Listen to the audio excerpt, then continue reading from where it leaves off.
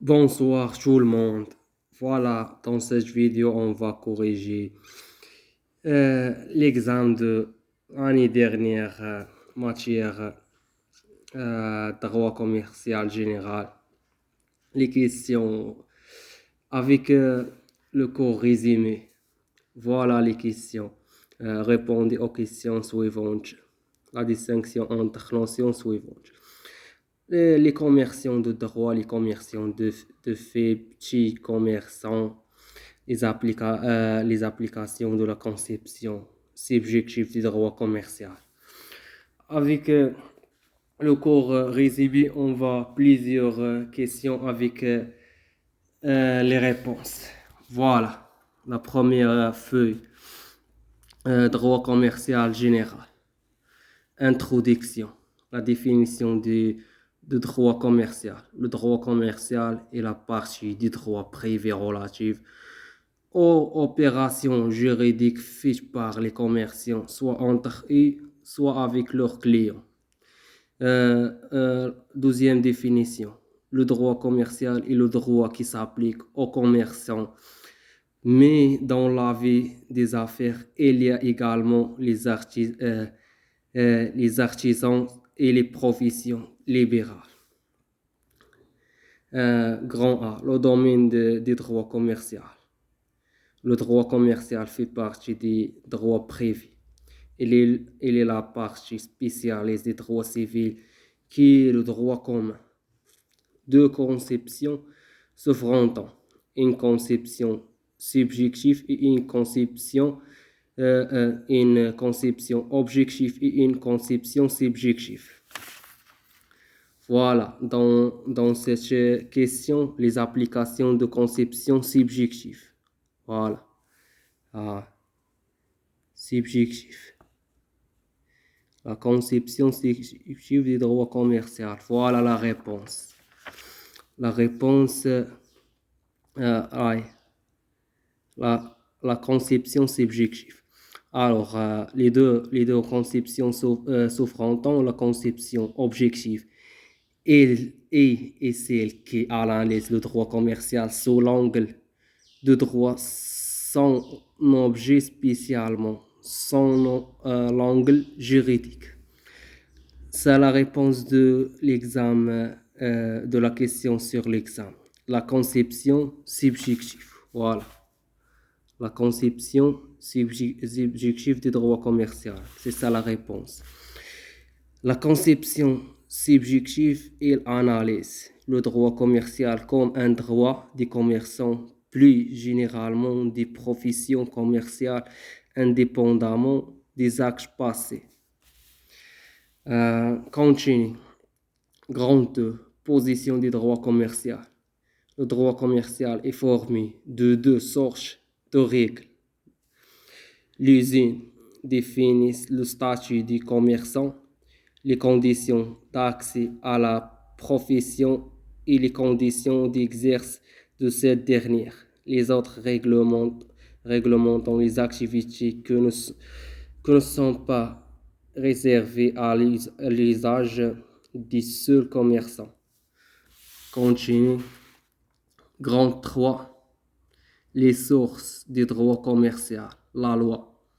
Le Daer I de 11 août 1913 formant deux codes de commerce est la première source du droit commercial. Il est fortement inspiré du code de commerce français de 1807. Il reproduit les coutumes et les circonstances politiques et sociales françaises du début du IXe siècle.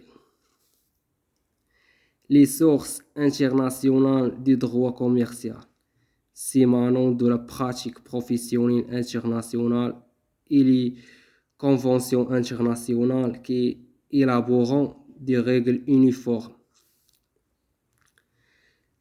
La spécificité du droit commercial. Le droit commercial est un droit de l'entreprise, ce qui justifie la souplesse de ses règles. Il est imbibé de l'esprit d'entreprendre.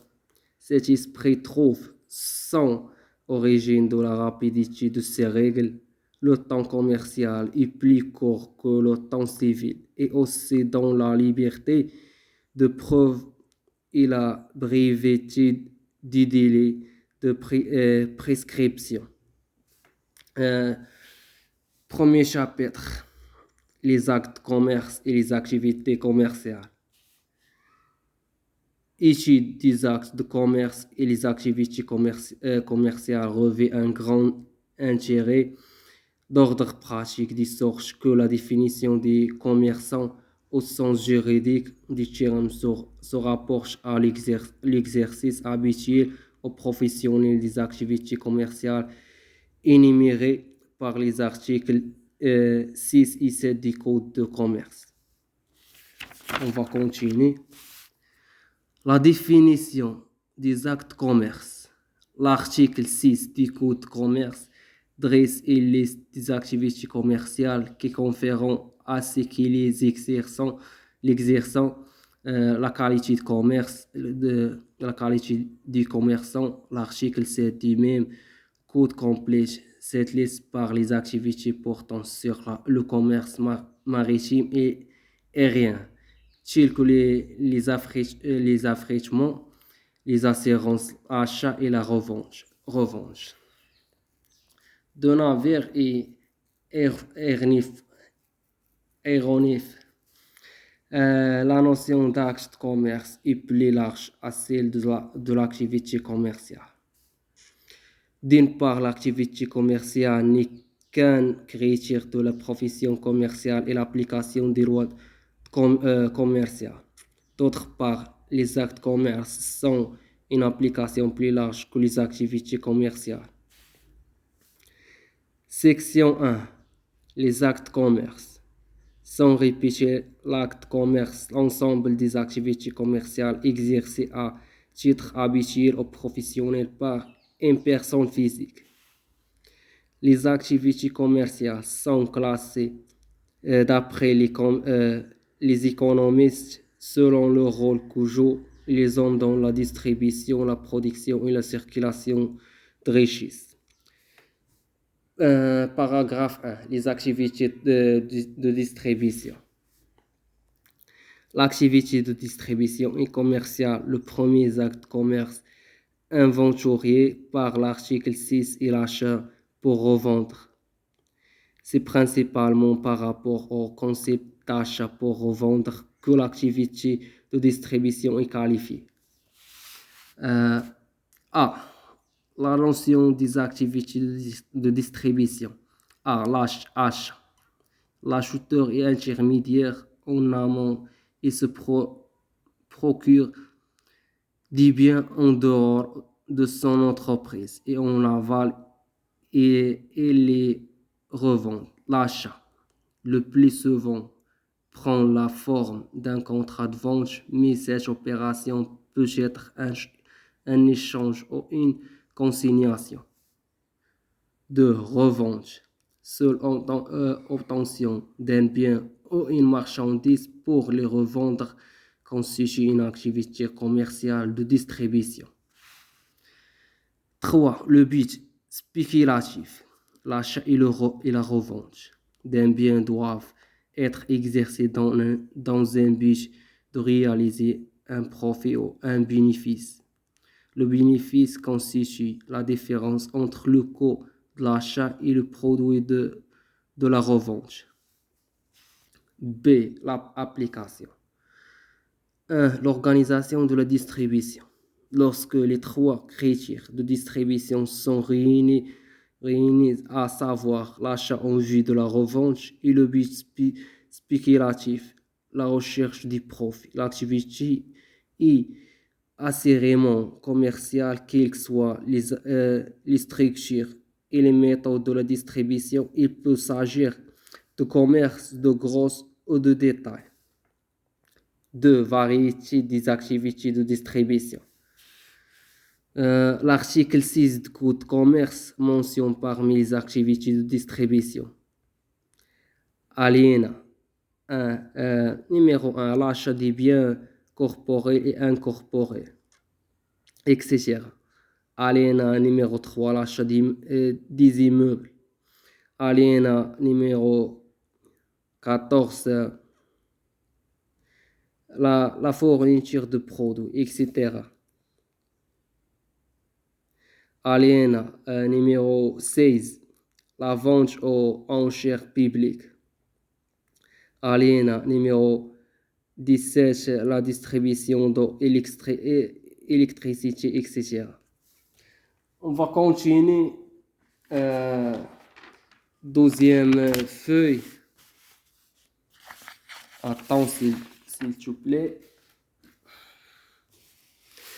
Paragraphe 2. Les activités de production. La production et transformation d'une ressource d'un bien afin de satisfaire un besoin. Le producteur, c'est l'industriel qui achète des matières premières ou les extraits des sols pour les transformer en produits finis ou semi-finis. Les activités commerciales. L'article 6 vise les activités relatives à l'exploitation des mines et carrières. Alinéa 4. L'activité industrielle ou l'artisanale. Alinéa 5. L'organisation des spectacles publics. Alinéa 6. L'imprimerie et l'édition. Alinéa 11. Le bâtiment et les travaux publics. Alinéa 12. L'exploitation des mines et carrières. La ligne 4 de l'article 6 vise les activités d'exploitation des mines et carrières. Ces activités ont été considérées autrefois comme les activités civiles liées à l'exploitation d'immeubles. B. Les activités industrielles ou artisanales.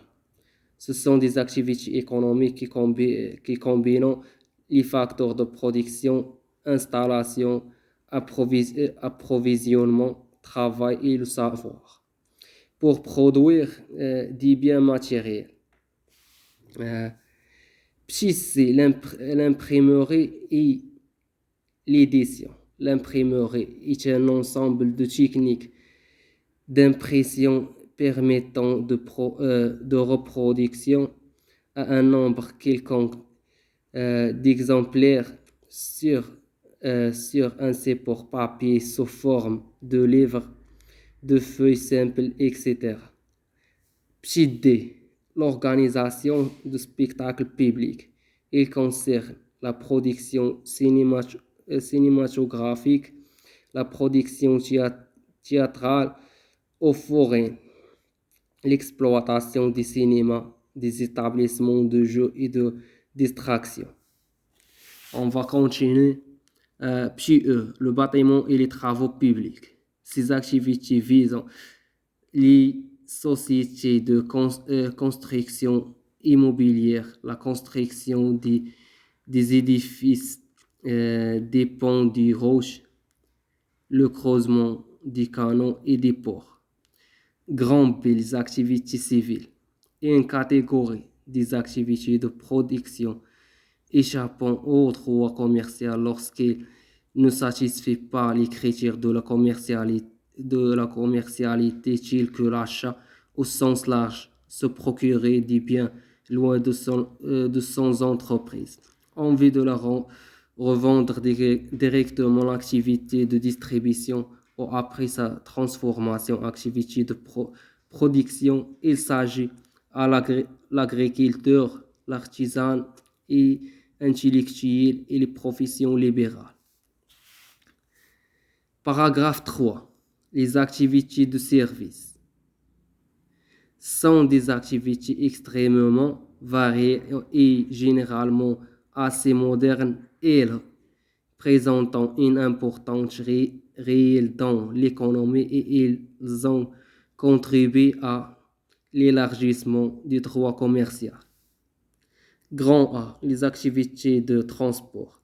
Il s'agit du transport terrestre, maritime et aérien. La commercialité s'étend aux activités voisines telles que le remorquage et les opérations que manutention de la déménagement.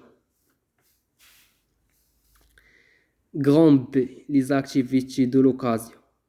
La location est une offre d'usage temporaire d'un bien dans un esprit lucratif. En vertu des articles 6 du Code de commerce, les activités de location ne sont commerciales que lorsqu'elles portent sur les meubles corporels et incorporels. On va continuer. Petit C, désolé, grand C, les activités de dépôt et garde.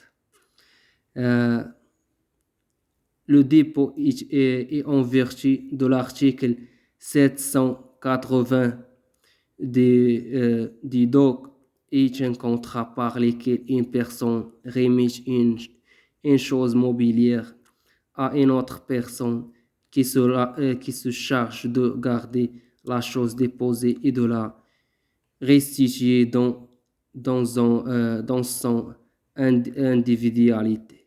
Grande des activités financières. Il s'agit des activités citées par les alinéas 7 et 8 de l'article 6 du Code de commerce, à savoir la banque, le crédit et les transactions financières, alinéa 7 et les opérations d'assurance à prix fixe. A. Les transactions financières. Il s'agit des opérations de banque et de change telles que l'ouverture de compte, service de caisse, gestion des comptes de dépôt, fourniture de crédit à la consommation et à l'investissement. Les opérations d'assurance. L'assurance consiste à couvrir un risque probable ou aléatoire par un indemnité en contrepartie d'un prix. Grand E, les activités intermédiaires. L'intermédiaire ne produit ni de vente. Il va de l'un à l'autre, appareillant offre et demande, accordant les volontés. A. Le courtier. Le courtier rapproche les parties en vue de la conclusion d'un contrat. 2. La commissionnaire. Le commissionnaire est un professionnel qui intervient dans la conclusion des contrats de travail. 3. L'agent d'affaires. L'agent d'affaires gère les affaires d'autrui, administre les biens et facilite la conclusion du contrat.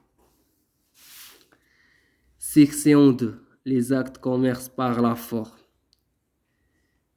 Le critère de la commercialité d'un acte se vérifie par sa forme. La primauté est accordée à la forme sur le fond. C'est la forme qui prédomine et non la nature ou l'objet de l'acte. Paragraphe 1. Paragraphe grand 1.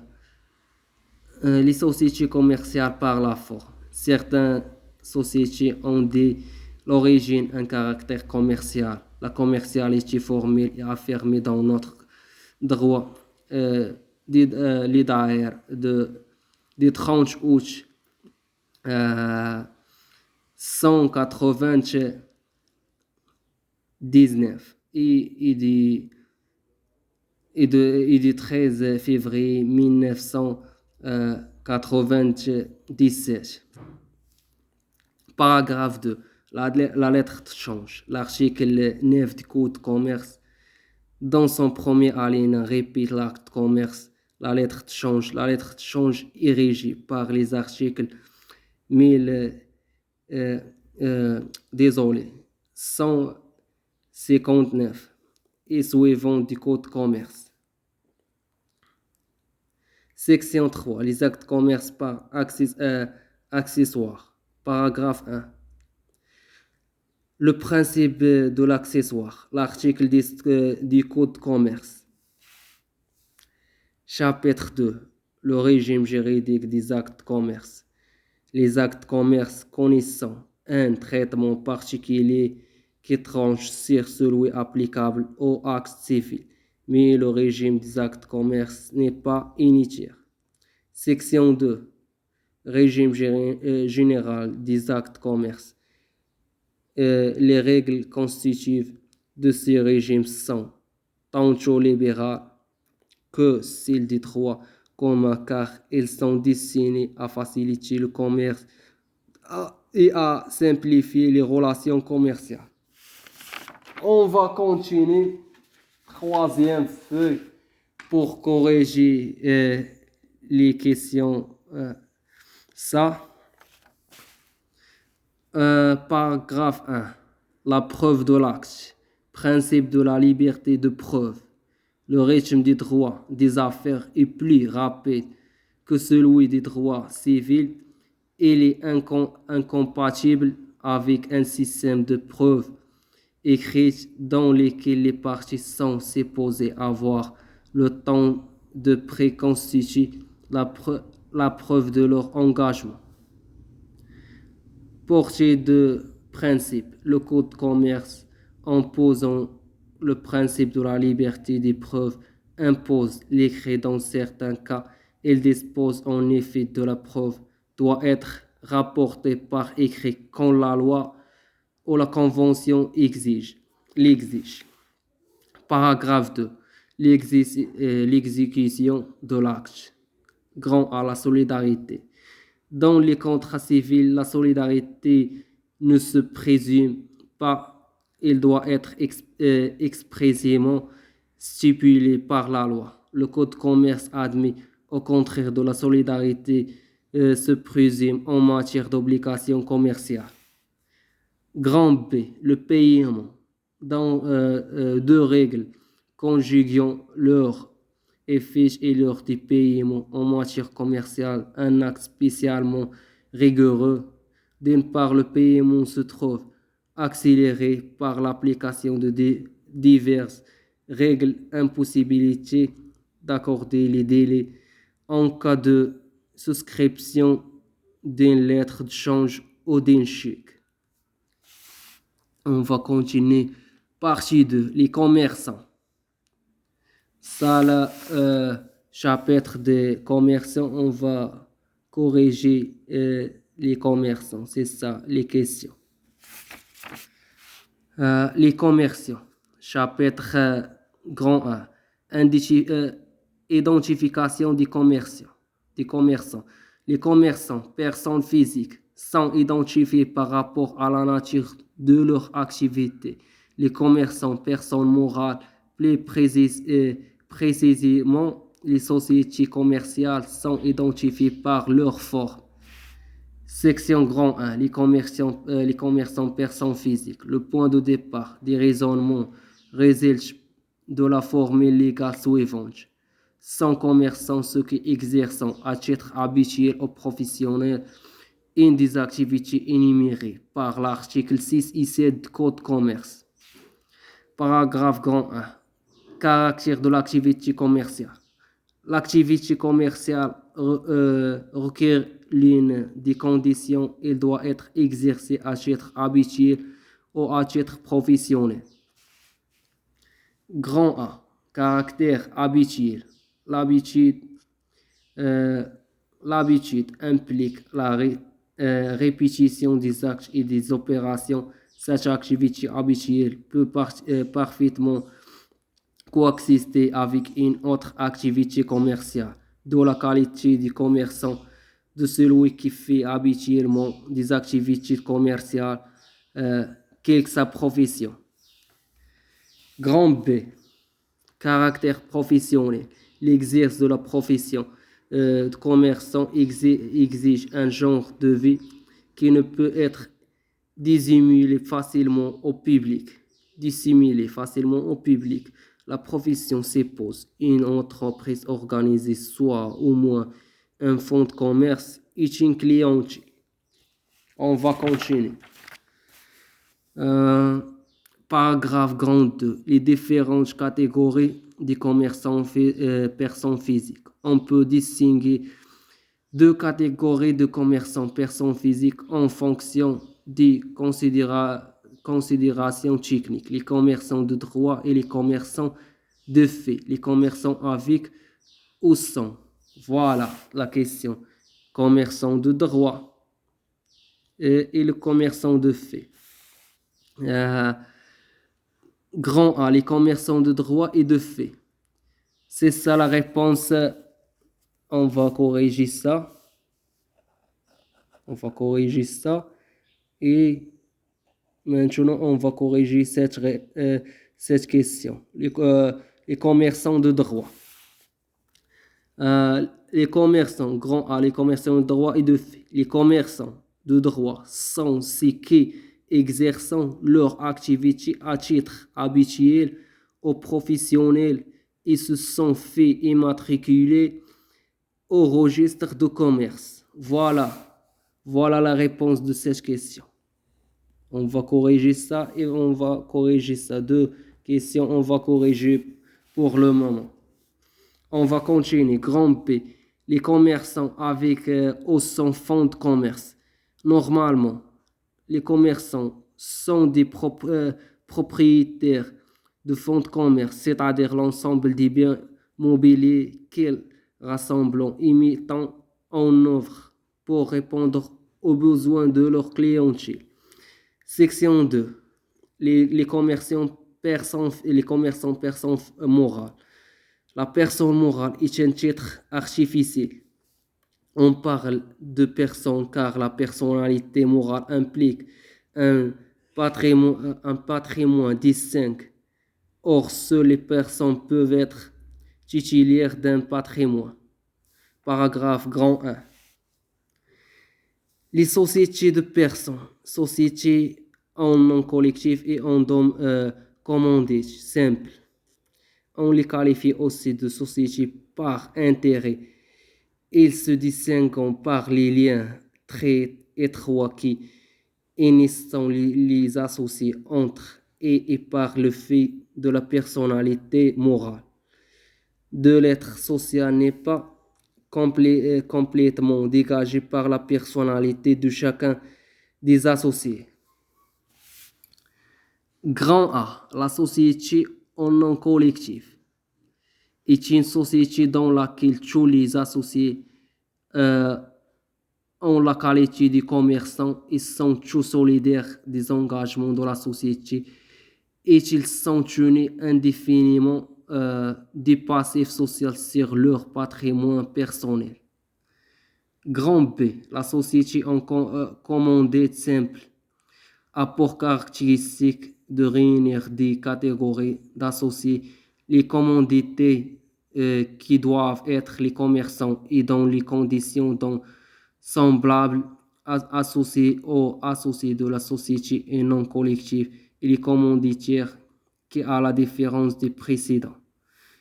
Paragraphe grand de les sociétés de capitaux ou par action. Ce sont des sociétés dont la personnalité des associés s'efface complètement derrière la société. Il s'agit de grand A, la société anonyme, les actionnaires qui sont au moins au nombre de 5 ne sont pas nécessairement des commerçants. Ils ne répondent au passif social qu'à concurrence de ce qu'ils ont apporté à la société. Grand B, la commandité par action est une société hétérogène qui regroupe deux sortes d'associés. D'une part, les commandités qui sont commerçants et répondant indéfiniment, solidairement d'idées sociales. D'autre part, les commanditaires qui ont la qualité d'actionnaires et ne répondant aux pertes sociales qu'à concurrence de leurs apports. Grand C, la société anonyme simplifiée est une nouvelle forme de la société beaucoup plus souple que les précédents et elle constitue par des ou plusieurs sociétés dotées d'un capital de moins de 2000 dirhams. Voilà le cours résumé avec les questions de l'examen année dernière avec les réponses. À bientôt.